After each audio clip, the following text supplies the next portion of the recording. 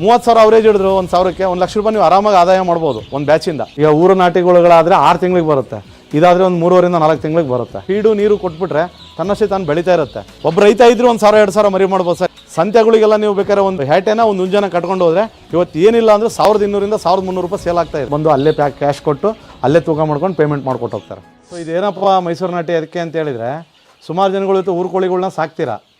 ಊರು ಕೋಳಿಗಳು ಸಾಕಿದರೆ ಮೊಟ್ಟೆಗಳು ಸಹ ಕಡಿಮೆ, ಮತ್ತು ಅದಕ್ಕೆ ರೋಗ ರುಜಿನಗಳು ಬಂದರೆ ಉಳಿಯಲ್ಲ, ಒಂದಕ್ಕೆ ಬಂದರೆ ಇನ್ನೊಂದಕ್ಕೆ ಹೋಗ್ಬಿಡುತ್ತೆ. ಬಟ್ ಮೈಸೂರು ನಾಟಿಯಲ್ಲಿ ಆ ಥರ ಇರಲ್ಲ. ಇದಕ್ಕೆ ನಾವು ಅದು ವ್ಯಾಕ್ಸಿನ್ಸ್ಗಳು ಕೊಡ್ತೀವಿ. ವ್ಯಾಕ್ಸಿನೇಷನ್ ಆದಮೇಲೆ ಕಂಪ್ಲೀಟಾಗಿ ಬೆಳವಣಿಗೆನೂ ಮಾಡ್ತೀವಿ, ಜೊತೆಗೆ ಕಸ್ಟಮರ್ ಕೇಳಿದ್ರು ಸಹ ಮರಿಗಳ್ನೂ ಕೊಡ್ತೀವಿ. 1 ಡೇ ಮರಿ, 30 ಡೇಸ್ ಮರಿ ಕೊಡ್ತೀವಿ, 40 ಡೇಸ್ ಕೊಡ್ತೀವಿ, 45 ಡೇಸ್ ಕೊಡ್ತೀವಿ. ಅದ್ರ ಮೇಲೆ ನೀವು ತೊಗೊಂಡೋಗಿ ಸಾಕ್ಬೋದು. ಬೇಗ ಒಂದು 3.5 ತಿಂಗಳಿಗೆ ಒಂದು 1.5 kg ಅವರೇಜ್ ಬರುತ್ತೆ ಹುಂಜ. ಯಾಟೆ ಬಂದುಬಿಟ್ಟು 1.2, 1.3 ಬರುತ್ತೆ. 1,000-2,000 ಕೋಳಿ ಸಾಕಾಣಿಕೆ ಮಾಡೋರು ಇದನ್ನು ಮಾಡ್ಬೋದು. ಒಂದು 200, 300, 500 ಈ ಥರ ಸಣ್ಣ ಪ್ರಮಾಣದಲ್ಲಿ ಮಾಡೋ ರೈತರುಗಳು ಮಾಡ್ಬೋದು. ಬಟ್ ಇದನ್ನು ಏನಪ್ಪ ಅಂತ ಹೇಳಿದ್ರೆ ಒಂದು ಶೆಡ್ಡಲ್ಲಿಟ್ಟು ಸಾಕಬೇಕು. ಆಮೇಲೆ ಒಂದು 60 ದಿವಸ ನಂತರ ನೀವು ಹೊರಗಡೆ ಬಿಟ್ಟು ನಡೀತದೆ, ಫೀಡ್ ಇಲ್ದಂಗೆ ನಡೀತದೆ. ಬಟ್ ಫೀಡ್ ಕೊಡೋದ್ರಿಂದ ಏನಪ್ಪ ಇದು ನಿಮಗೆ ಅನುಕೂಲ ಅಂತ ಹೇಳಿದರೆ, ಕೋಳಿಗಳು ಸ್ವಲ್ಪ ಬೇಗ ತೂಕಕ್ಕೆ ಬರುತ್ತೆ, ನೀವು ಮಾರಾಟಕ್ಕೂ ಅನುಕೂಲ ಆಗುತ್ತೆ. ಫೀಡಿಗೆ ನಾವೇ ಕೊಟ್ಟಾಗ ಏನಾಗುತ್ತೆ, ಇಷ್ಟಂತ ಫೀಡ್ ತಿಂದ್ಬಿಟ್ಟು ಬೇಗ ಬೆಳವಣಿಗೆ ಬರುತ್ತೆ.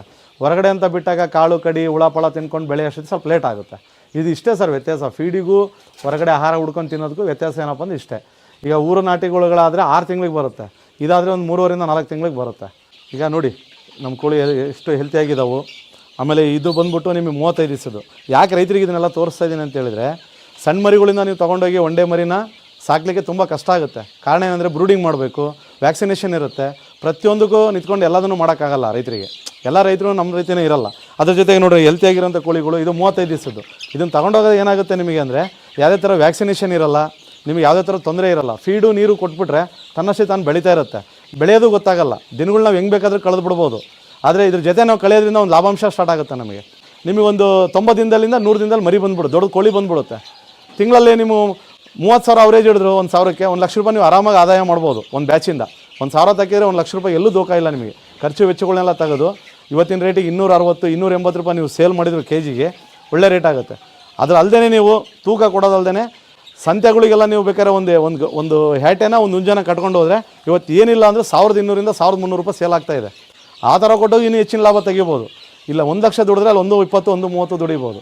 ಆದರೆ ಏನು ಗೊತ್ತಾ ಸರ್, ಮರಿ ಸಾಕೋದು ತುಂಬ ಕಷ್ಟ.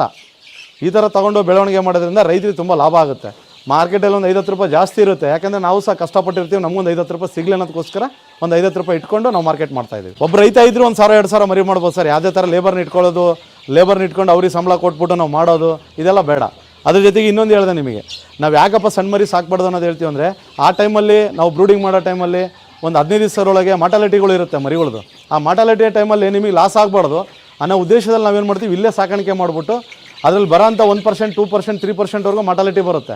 ಅದನ್ನೆಲ್ಲ ನಾವು ತೆಗೆದುಬಿಟ್ಟೆ ದೊಡ್ಡದು ಮಾಡಿ ನಿಮಗೆ ಈ ರೇಟಲ್ಲಿ ಕೊಡ್ತೀವಿ. ಆವಾಗ ನಿಮಗೊಂದು ಅನುಕೂಲ ಆಗುತ್ತೆ. ನೀವು ತೊಗೊಂಡೋಗಿ ಸತ್ತಿರೋದು ಮತ್ತು ಅದ್ರ ಜೊತೆಗೆ ಹ್ಯಾಂಡಿಕ್ಯಾಪ್ಟ್ ಆಗುತ್ತೆ ಒಂದ್ಸಲ, ನೀವು ಸರಿಯಾಗಿ ನೋಡದೇ ಇದ್ದಾಗ, ವ್ಯಾಕ್ಸಿನೇಷನ್ ಮಾಡದೇ ಇದ್ದಾಗ ಅದೆಲ್ಲ ನಿಮಗೆ ತಲೆನೋವು ಬರುತ್ತೆ. ಹಾಗಾಗಿ ನಾವೇನು ಮಾಡ್ತೀವಿ, ತನ್ನ ಮರಿಗಳನ್ನ 30 ದಿವಸವರೆಗೂ ಸಾಕ್ಬಿಟ್ಟು 30 ದಿವಸ ನಂತರನೇ ಕೊಡ್ತೀವಿ ನಾವು. ಬುಕ್ಕಿಂಗ್ ಮಾತ್ರ ನಾವು ಮರಿ ಬಂದಿಂದನೇ ಬುಕ್ಕಿಂಗ್ ತೊಗೊಳಕ್ಕೆ ಸ್ಟಾರ್ಟ್ ಮಾಡಿಬಿಡ್ತೀವಿ. ಸರ್ ನಮಗೆ 30ನೇ ದಿವಸಕ್ಕೆ ಮರಿ ಬೇಕು, ನಮಗೆ ಈ ಡೇಟಿಗೆ ಕೊಡಿ ಅಂದರೆ ನಾವು ಆ ಡೇಟಲ್ಲಿ ನಮ್ಮ ಹತ್ರ ಮರಿಗಳು ಸಿಗ್ತದೆ ಅಂದರೆ ಆ ಡೇಟಿಗೆ ನಾವು ಬುಕ್ಕಿಂಗ್ ತೊಗೊಳಕ್ಕೆ ಸ್ಟಾರ್ಟ್ ಮಾಡ್ತೀವಿ. ನೀವು ರೈತರು ಡೈರೆಕ್ಟ್ ಫಾರ್ಮಿಗೆ ಬಂದಾದರೂ ನೋಡಿ ಬುಕ್ ಮಾಡ್ಬೋದು. ಇಲ್ಲ ಅಂತ ಹೇಳಿದರೆ ಆನ್ಲೈನಲ್ಲಾದರೂ ನೀವು ಬುಕ್ ಮಾಡ್ಬೋದು. ಯಾಕಂದರೆ ನಾವು ಇದರಲ್ಲೇ ಬಂದಿರೋದ್ರಿಂದ ಯಾವುದೇ ಥರ ನಿಮಗೆ ಫ್ರಾಡ್ ಆಗಲಿ ಅಮೌಂಟಿಗೆ ಏನೂ ಆಗಲ್ಲ. ವಿತ್ ನಮ್ಮ ಪ್ರೂಫ್ ಜೊತೆ ನಿಮಗೆ ಕಳಿಸ್ಕೊಡ್ತೀನಿ ನಾನು. ಮಾರ್ಕೆಟಿಂಗ್ ಏನಾರ ಹೆಲ್ಪ್ ಮಾಡ್ತೀರಾ ಸರ್? ಅವ್ರಿಗೆ ಬೇಕಂದ್ರೆ ನಾನು ಹೆಲ್ಪ್ ಮಾಡಿಕೊಡ್ತೀನಿ. ಹೆಂಗೆ ಅಂತ ಕೇಳಿ, ಇವತ್ತು ಸಾಕಾಣಿಕೆಯಾರರು ತುಂಬ ಬೆಳವಣಿಗೆ ಅಷ್ಟು ಕಡಿಮೆ ಇದ್ದಾರೆ. ನಮ್ಮ BV3 ಇದು ಯಾವುದು ನಮ್ಮ ಮೈಸೂರು ನಾಟಿ ಸೊನಾಲಿ ಆಗಲಿ, ಜನಗಳು ಬೇಡಿಕೆ ಇದೆ, ತುಂಬ ಬೇಡಿಕೆ ಇದೆ. ಆದರೆ ಸಾಕೋರು ತುಂಬ ಕಡಿಮೆ ಇದ್ದಾರೆ. ಈಗ ನಿಮಗೆ ಒಂದು ಅಂಗಡಿಯವರು ಬಂದರೆ ಅಟ್ಲೀಸ್ಟ್ ಏನಿಲ್ಲ 3 ಕ್ವಿಂಟಲ್ 4 ಕ್ವಿಂಟಲ್ ತೊಗೊಂಡೋಗ್ತಾರೆ. ಈ ಥರ ಕಸ್ಟಮರ್ ನಾನು ಕೊಡ್ತೀನಿ. ಮೈಸೂರು ನಾಟಿ ಬಂದುಬಿಟ್ಟು 240 ರಿಂದ ಹಿಡಿದು 280 ರೂಪಾಯಿವರೆಗೂ ಕೆಜಿ ನಡೀತಾ ಇದೆ ಇವತ್ತು ಮಾರ್ಕೆಟು. ಇವತ್ತಿನ ಮಾರ್ಕೆಟ್ ಪ್ರೆಸೆಂಟ್ ನಿನ್ನೆ ಒಬ್ಬರಿಗೆ ಕೊಟ್ಟಿದ್ದೀನಿ 260 ರೂಪಾಯಿ ಕೆಜಿ ಕೊಟ್ಟಿದ್ದೀನಿ. ಇಲ್ಲ ಹರಪನಹಳ್ಳಿಯಿಂದ ಕೊಡಿಸಿದ್ದೀನಿ 260 ರೂಪಾಯಿ. 1.5 ಕೆಜಿ ಹತ್ತತ್ರ ಯಾಟೆ ಇದೆ, 16, 17 ಹುಂಜ ಇದೆ. ಅದನ್ನು ನಾವು ಸಪ್ಲೈ ಬೇಕಾದ್ರೆ ಮಾಡಿಸ್ಕೊಡ್ತೀನಿ. ಸಾಕಾಣಿಕೆ ಆದಮೇಲೆ ಸರ್ ನಮಗೆ ಮಾರ್ಕೆಟಿಂಗ್ ತೊಂದರೆ ಆಗ್ಬೋದು ಅಂತ ಹೇಳ್ಬೋದು, ಸ್ವಲ್ಪ ನಾನು ಮಾರ್ಕೆಟಿಂಗ್ ನಾನು ಹೆಲ್ಪ್ ಮಾಡಿಕೊಡ್ತೀನಿ. ಅದ್ರ ಜೊತೆಗೆ BV380 ಮೊಟ್ಟೆ ಮಾಡಿರಿ, ನಮ್ಮ ಹತ್ರ ನಾನು ಸುಮಾರು 6 ವರ್ಷದಿಂದ ಕೊಡ್ತಾಯಿದ್ದೀನಿ.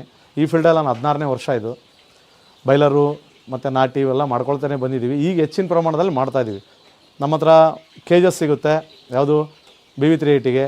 ಅದ್ರ ಜೊತೆ ವೈಟ್ ಲೇಯರ್ BV300 ಬರುತ್ತೆ, BV300 ಸಹ ಕೊಡ್ತೀವಿ, ಅದಕ್ಕೂ ಕೇಜಸ್ ಸಿಗುತ್ತೆ.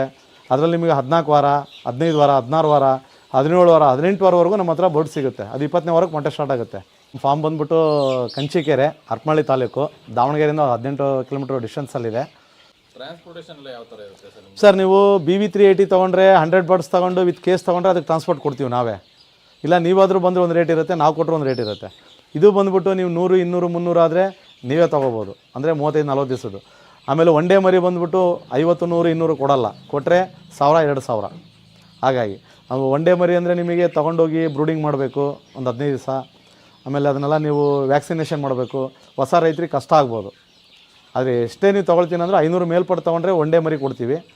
ಬಾಕಿದು ನಿಮಗೆ 30 ದಿವಸದ ಮರಿ ಬೇಕಾದರೆ ನಿಮಗೆ 50 25 100 ನೀವೇ ಬೇಕು ಬಂದು ತೊಗೊಂಡು